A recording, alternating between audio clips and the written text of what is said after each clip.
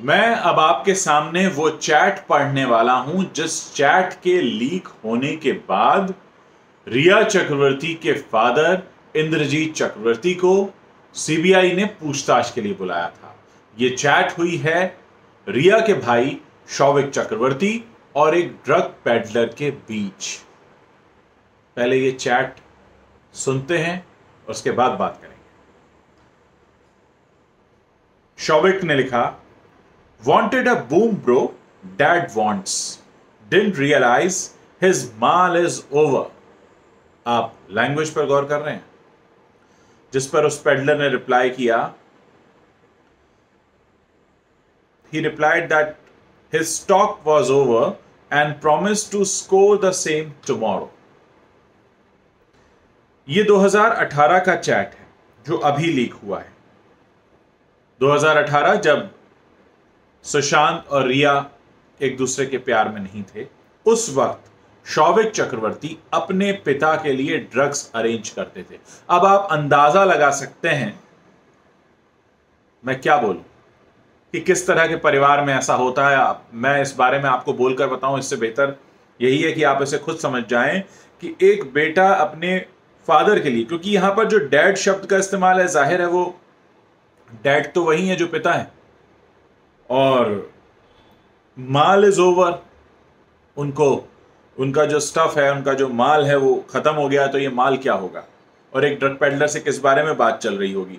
और ये drug peddler जब ये कहता है that his stock was over, कि उसका स्टॉक खत्म हो गया और वो स्कोर करेगा, वो कल ढूंढने निकलेगा कि उसे कहां मिल सकता है।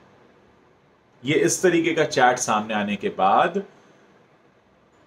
शौविक का नाम सीधे सीधे ड्रग पेडलर्स ने लिया है। जो 4 पकड़े गए हैं उनमें से जो ड्रग पेडलर हैं, अब ये नहीं बताया गया किसी एक ने कहा या चारों ने कहा है, लेकिन उन्होंने कहा है कि उनके शौविक चक्रवर्ती से लिंक है, उनके रिया चक्रवर्ती से लिंक है, और 2018 से अगर वो दे रहे हैं, इसका मतलब ये कि 2018 के पहले भी दिया होगा और 2018 से अब तक दिया होगा।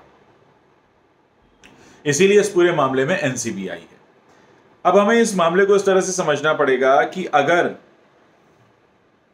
शौविक अक्सर अपने पिता के लिए ये स्टॉक अरेंज करते थे, तो ये स्टॉक वो बाकी लोगों के लिए भी अरेंज कर सकते होंगे, क्योंकि जो अपने पिता के लिए कर रहे हैं वो तो बाकी लोग के लिए भी आराम से कर सकते हैं।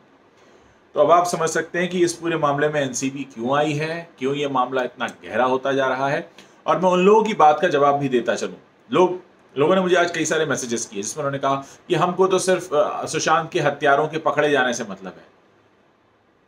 मैं कहूंगा कि इतनी मूर्खता मत कीजिए।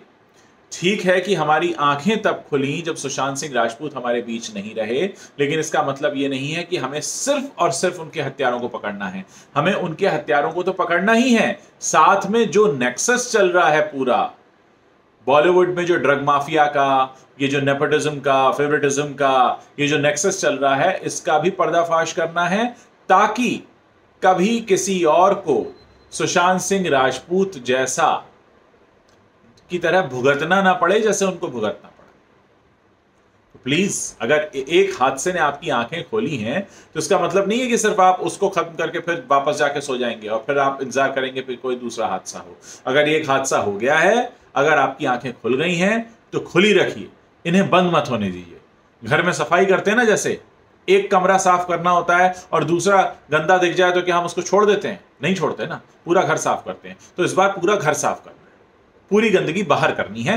बॉलीवुड को भी साफ करना है, अपने समाज को भी साफ करना है। ये सब हमारे समाज में ही हो रहा है, ये हमारे आसपास ही हो रहा है। यही पेडलर्स आपके पड़ोस में रहने वाले बच्चे को भी ड्रग पहुंचा सकते हैं, इसलिए इनका पकड़ा जाना भी उतना ही जरूरी है। आई होप कि आपको मेरी बात समझ आई हो। Thanks for watching this video.